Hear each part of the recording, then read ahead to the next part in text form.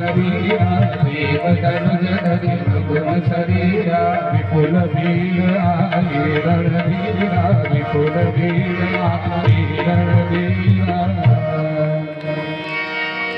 भूप सहस दस एकी वारा लगे उठावन तरह न तारा डगई न शंभु सरासन कैसी।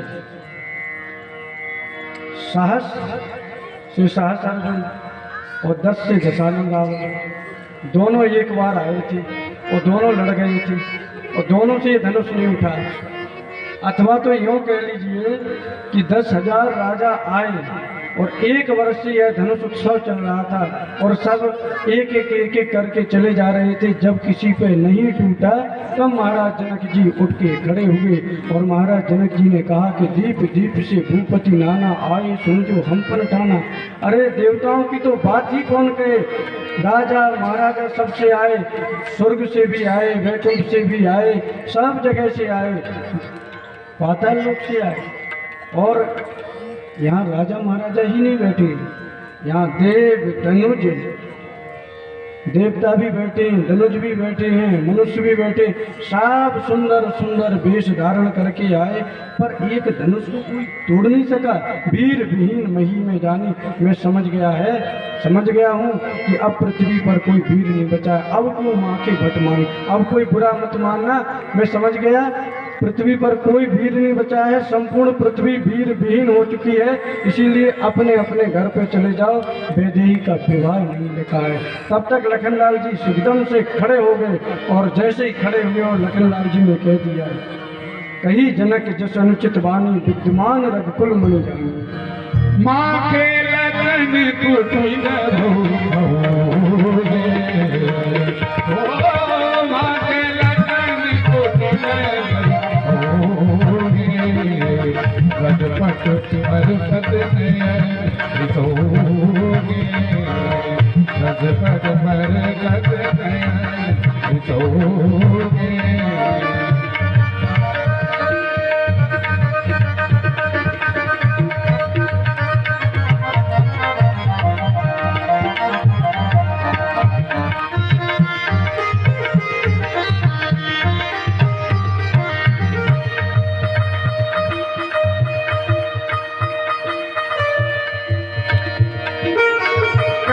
जनक जस अनुचित वाणी,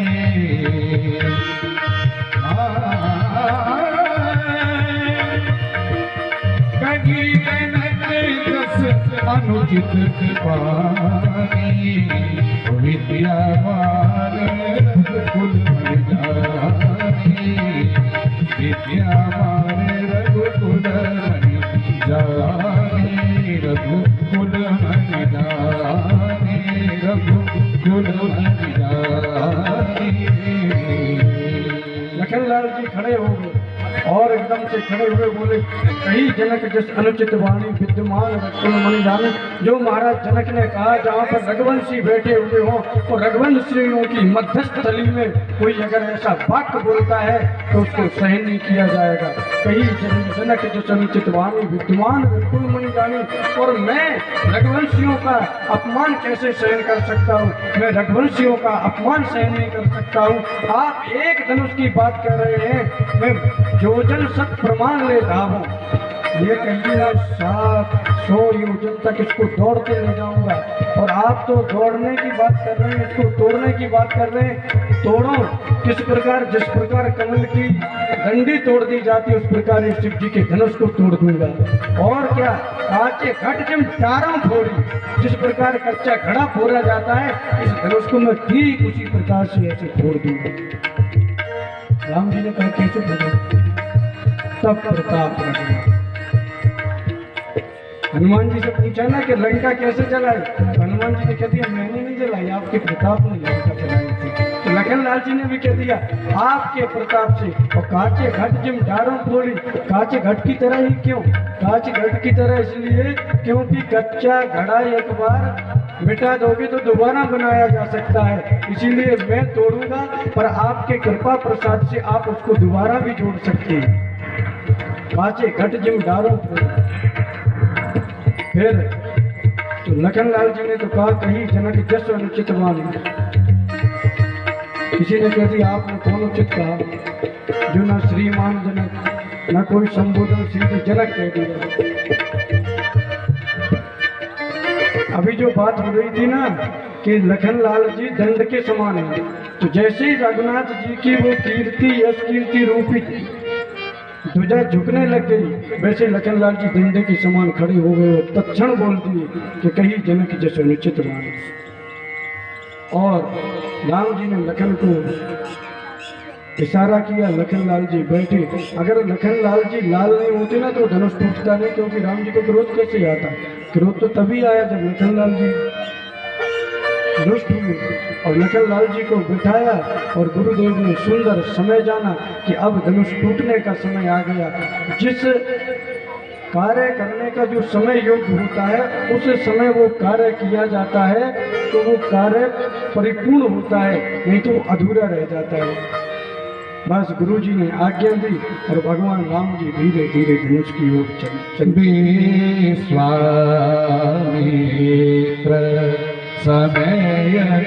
सुरदानी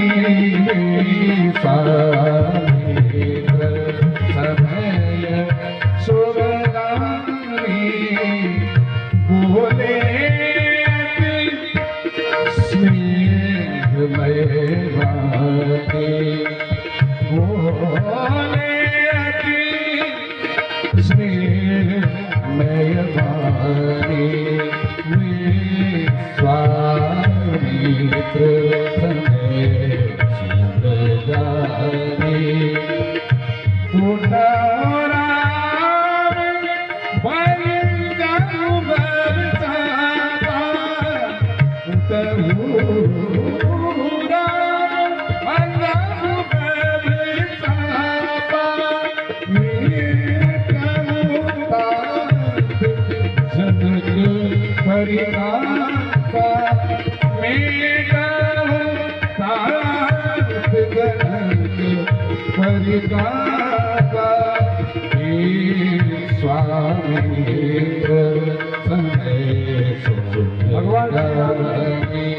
धीरे धीरे चलते गए, चलते चलते जैसे ही धनुष के पास पहुंचे तो सुनैना माता को भी भ्रम उत्पन्न हो गया कि ये धनुष कैसे तोड़ेंगे।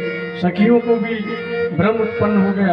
अब भ्रम तो सबको था, पर सीता मैया ने प्रार्थना की गणेश जी से कि आप भारी वजन वाले हैं, आपका पेट भी बड़ा भारी है और आप चूहे पे बैठते हैं, और जब आप चूहे पे बैठते हैं तो चूहे पे विराजमान होते तो आप छोटे हो जाते हैं। उसी प्रकार इस धनुष को भी तृणवत कर दीजिए, धनुष को तृणवत कर दीजिए। और मंगल के सूचक गणेश जी होते हैं, तो प्रथम गणेश जी की वंदना की और राम जी जैसे धनुष को उठाने गए ना तो प्रथम गुरुदेव को प्रणाम किए, फिर खड़े खड़े देखने लग गए।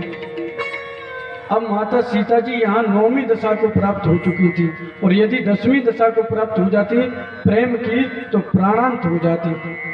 तो राम जी ने सोचा कि का वर्षा जब कृषि सुखाने तो समय चूक पुण्य का पछताने। जब प्यास लगी हो तब पानी मत दो, और फिर व्यक्ति मर जाए तो फिर तर्पण करते रहो, तो ऐसे तर्पण करने से फायदा क्या। राम जी उठे और उठकर जैसे ही गुरुदेव को प्रणाम किया, और प्रणाम करने के उपरांत में श्री राम जी ने भगवान शिव जी को प्रणाम किया और सीधे धनुष उठाया और उठाकर तोड़ दिया। और न किसी ने देखा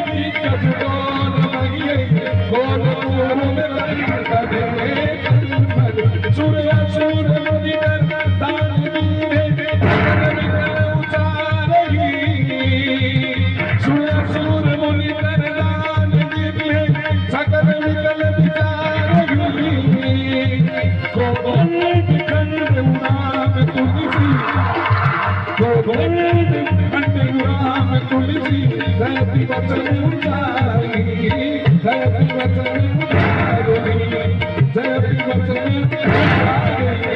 बोलिए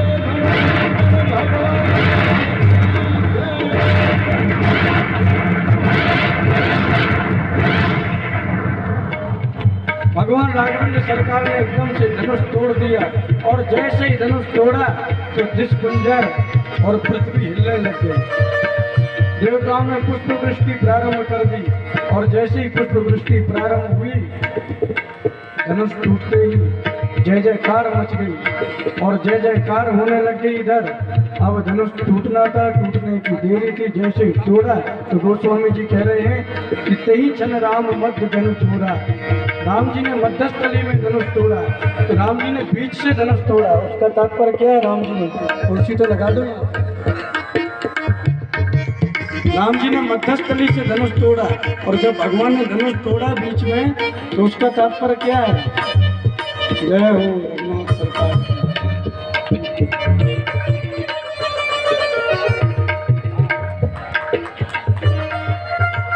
भगवान ने बीच से धनुष तोड़ा। इसका तात्पर्य यह है कि कोई ये नहीं समझे कि भगवान के बाहुओं में बल नहीं है।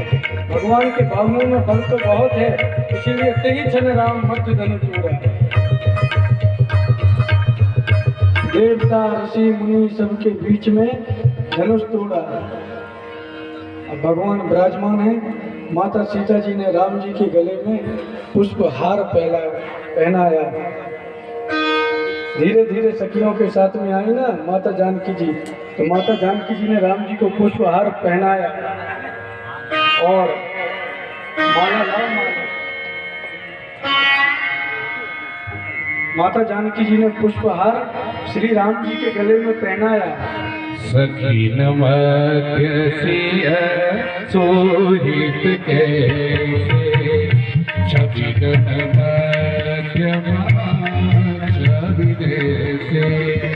कर सरोजे मान सुहाई, कर सरोजे जय मान सुहाई। विश्व हृदय सो भारती विश्व हृदय सो भारती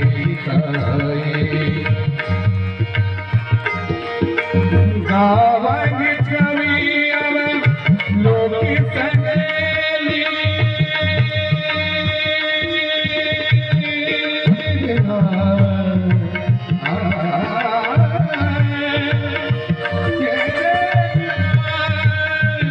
गावंग कवि अब लोक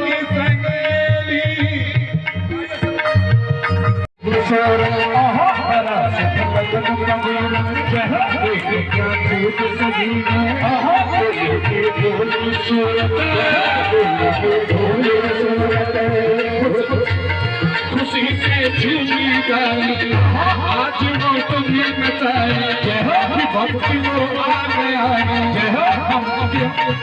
हम सब खुशी मनाए।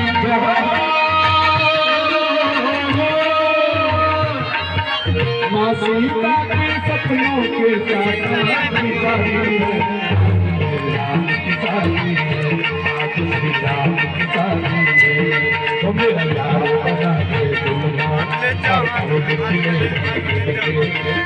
मेरे लिए साथी हो जाए।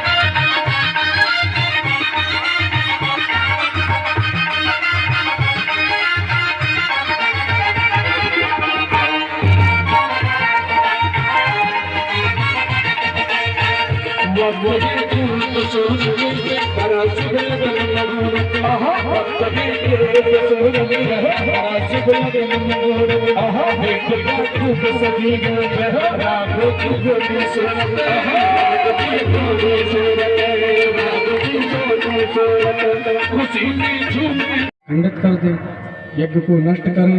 पर भगवान श्री राघवेंद्र सरकार ने एक बाण मारा, बिना फरसे के बाण मारा।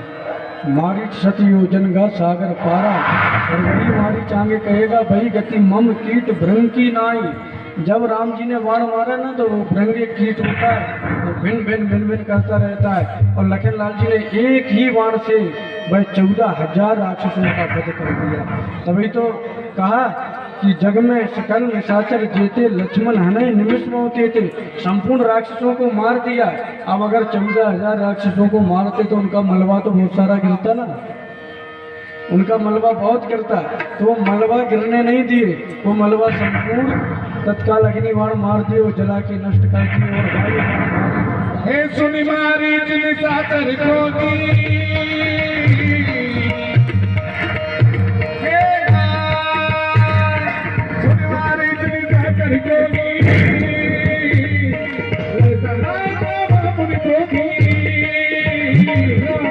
बिनु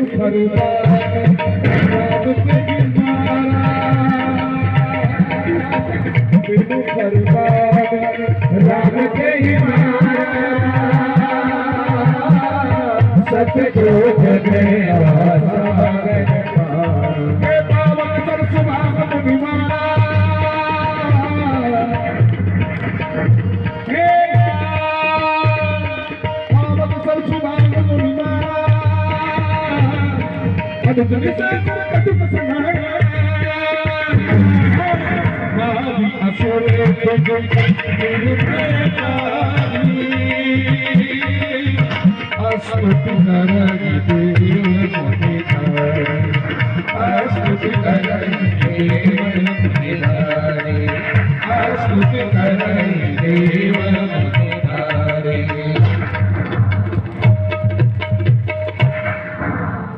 बोलो दुष्ट निकंदन भगवान की जय।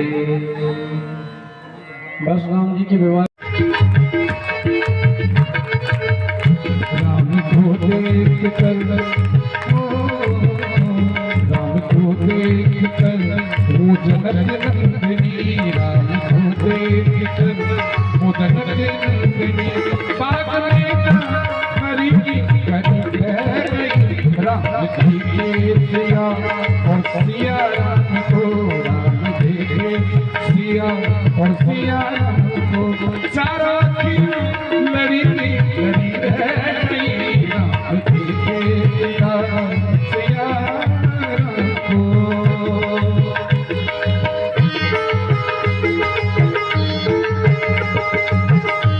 अरे तालियां तो बजे बजे बताओ।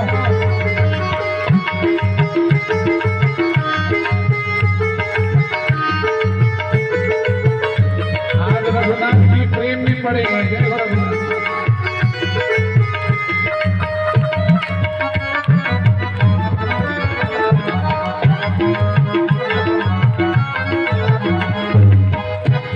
जनक बोल गए देखने के लिए,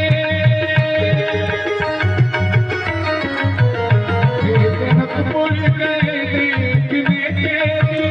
सारी सखियां घरों से झांकने लगी, धरोधर से झांकने लगे। सारी सखियां धरोधर से झांकने लगे। देखते ही वो देखते ही नजर मिल गई दोनों की, देखते ही नजर में गई दोनों की। अरे जो जहाँ थी वो जो जहाँ थी खड़ी की खड़ी रह गई। राम को देख सिया राम को, राम देख सिया राम को।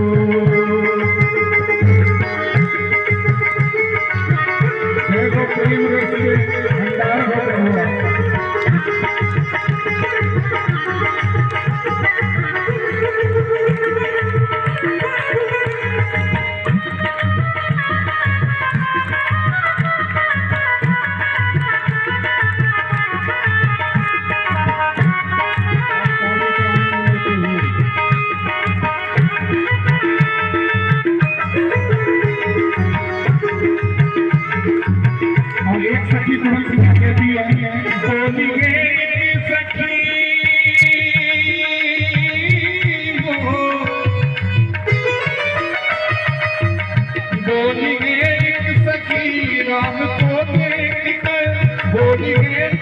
सखी राम को देख रख दिए विधाता ने जोड़ी सुबह, रख दिए विधाता ने जोड़ी सुबह। लेकिन चिंता भी है सबको, पर धनुष कैसे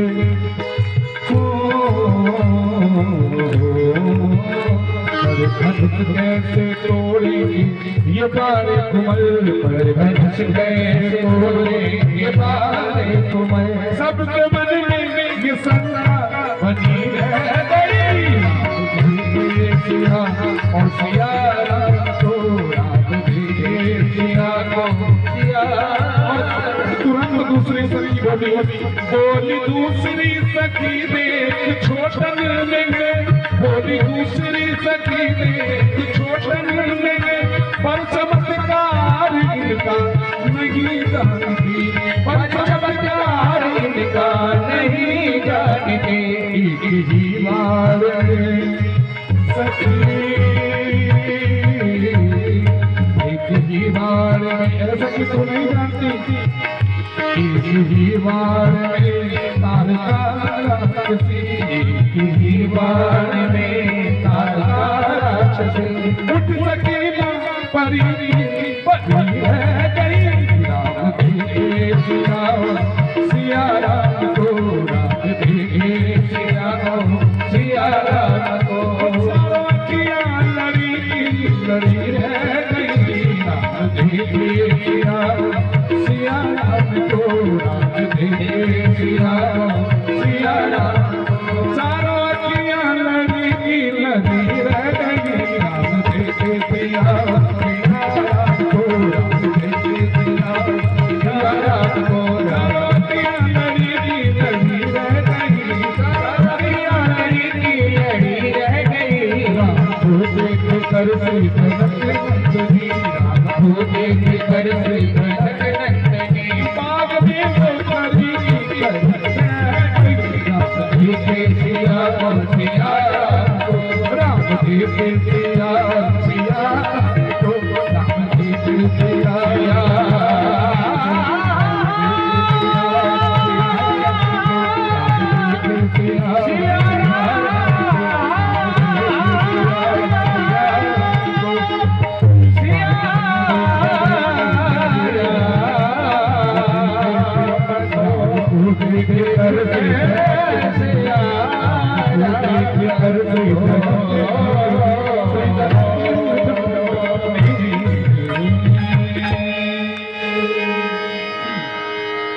सदगुरु ने मिलन करा दिया। इसमें पूर्ण अध्यात्म पर पूर्ण घटित होती है, ये पूरा प्रसंग ही अध्यात्म पे है। मोर पंख सिर शोभत नीके, गुच्छ बीच बिच कुसुम कली के। श्री कृष्ण भगवान भी मोर पंख धारण करते, तो राम जी भी मोर पंख धारण करते। मोर पंख क्या होता है? मोर मोर ये मेरा है, मेरा वैसे तो मयूर नाम है। और मोर मोर क्यों कहा गया है? क्योंकि वो काम का प्रतीक नहीं है। मोर वाली कथा तो सबने सुनी ही होगी। तो मोर काम का प्रतीक नहीं है, निष्कामता का प्रतीक है। इसीलिए राम जी मोर पंख धारण किए हैं। राम जी कामता के प्रतीक नहीं है, निष्कामता के प्रतीक है। और लखनलाल जी जो पुष्प तोड़ रहे थे, तो पुष्प तो उतार रहे थे, पर उन पुष्पों में जो खिले हुए पुष्प थे उनको ना उतार कर अभी जो खिले नहीं है उनको उतारा। उनको क्यों उतारा? गुच्छ बीच बिच कुसुम कली के। पुष्पों के गुच्छों के बीच में कुछ वो कलियां लगा दी जो अभी खिली ही नहीं। वो क्यों लगा दी? क्योंकि उनके मन में यह भाव था कि अभी हम तो अपूर्ण हैं, पूर्ण हुए नहीं, और परमात्मा तो खिले को ही स्वीकार करेगा, हम जैसे अपूर्ण को कैसे स्वीकार करेंगे। इसलिए लखनलाल जी आचार्य चाहें आचार्य अपनी कृपा करें, तो जो योग नहीं बने हैं उन बिना योग वालों को भी प्रभु के माथे पर रख सकते हैं, और प्रभु के माथे पर सुशोभमान कर दिए, क्योंकि वो आचार्य और गुरु की कृपा हुई, गुरु की कृपा हुई। हमारा तो सामर्थ्य नहीं था, सौभाग्य नहीं था कि हम वो प्राप्त कर सकते, पर गुरुदेव ने वो कृपा की, वो प्राप्त हो गए, परमात्मा प्राप्त हो गए। देखती देखती राम जी को देखती रही। फिर एक सखी ने कहा कि आंख बंद कर ली सीता जी। जैसे ही आंख बंद की उनको पिताजी का वो प्रण याद आ गया कि जब तक धनुष ने ये सुकुमार हैं, इनको तो पुष्प तोड़ने में पसीना आ रहा है, ये धनुष क्या तोड़ेंगे। माता जी के मन में ये भाव आया, आंख बंद कर ली। सखियों ने कहा कि आंख बाद में बंद करना, पहले दर्शन कर लो, बाद में नहीं मिलेंगी, आंख बंद बाद में कर लीजिएगा। तब तक दूसरी सखी बोली कि आंख बंद करके हृदय में मूर्त बिठा ली है, इसीलिए आंख बंद कर रही। भाई विनोद भाव तो होता ही है जब आपस में एक जैसा मन मिल जाए तो। और फिर सखी से अपने मन की बात कहने में कहाँ चूके, मित्र से बात कहने में क्या चूकता है कोई है।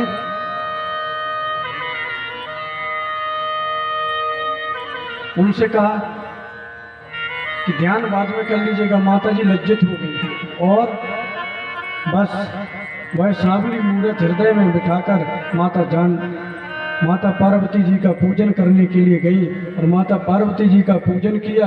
और जैसे ही माता पार्वती जी का पूजन किया, खसी माल मूर्त मुस्कान, माला गिर गई, मूर्ति मुस्कुरा गई और वरदान दे दिया कि जिस वर के लिए जो आपको सांवरा वर चाहिए वही जाओ, प्राप्त हो जाएगा। और वरदान लेकर मैया अपने महल के लिए आई। इधर राम जी आए, गुरुदेव की पूजा किए।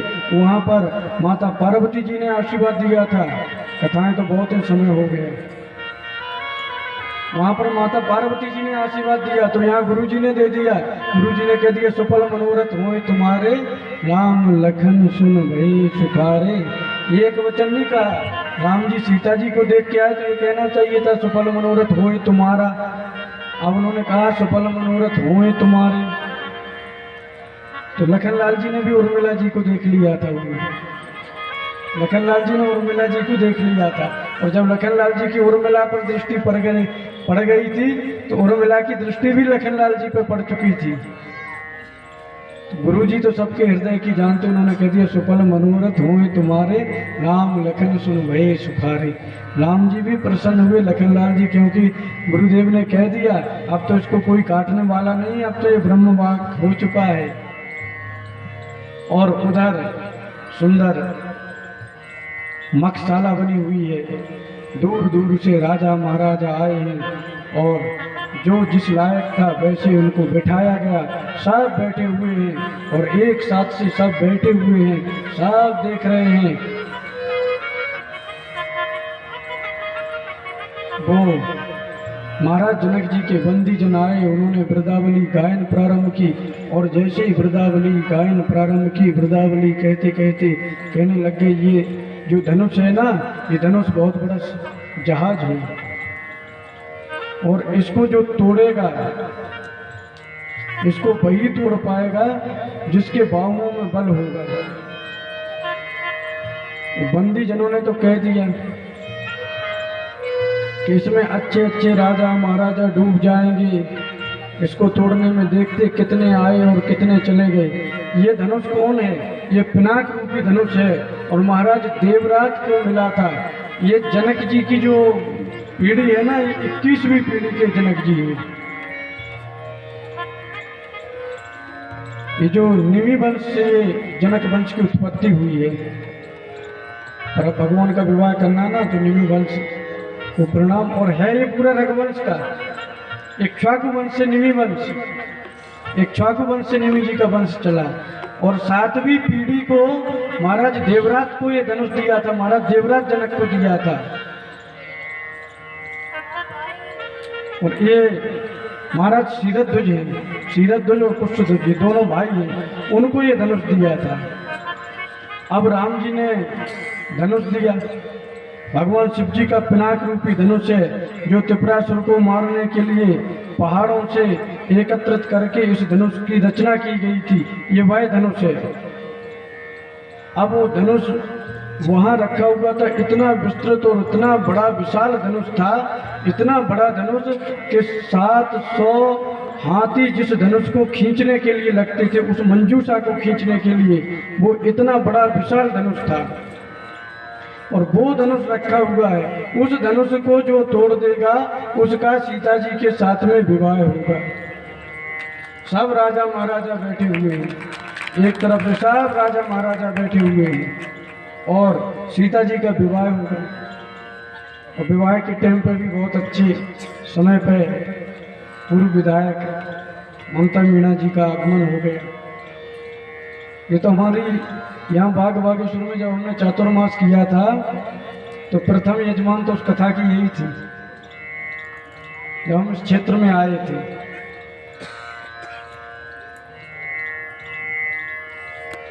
तो राजा महाराजा बैठे हुए थे सभी। अब बंदी जनों ने कह दिया जो धनुष तोड़ेगा उसके साथ में सीता का विवाह होगा, क्योंकि महाराज जनक जी ने प्रतिज्ञा की है। और ये धनुष पिनाक रूपी धनुष है, इसको तोड़ भी कौन सकता है। इतनी बड़ी मंजूषा को जो हाथियों से जिसको लाया जाता है वो धनुष रखा है। वाल्मीकि रामायण में इस धनुष का बहुत बेहद वर्णन है, मक्षशाला का भी और धनुषशाला का बहुत बेहद वर्णन है। अब राजा महाराजा धीरे धीरे एक के बाद एक उठ के खड़े होने लगे धनुष तोड़ने। एक राजा उठ के खड़ा हुआ। अब एक राजा जैसे ही खड़ा हुआ तो दूसरे राजा ने कहा कि ये धनुष तोड़ने चल रहे हैं। तब तक एक राजा ने प्रणाम किया और प्रणाम किया चले इष्ट देव ही शरणाई। तब तक उनके सबके इष्ट खड़े हुए थे ना आकाश मार्ग में, और आकाश मार्ग में जैसे ही खड़े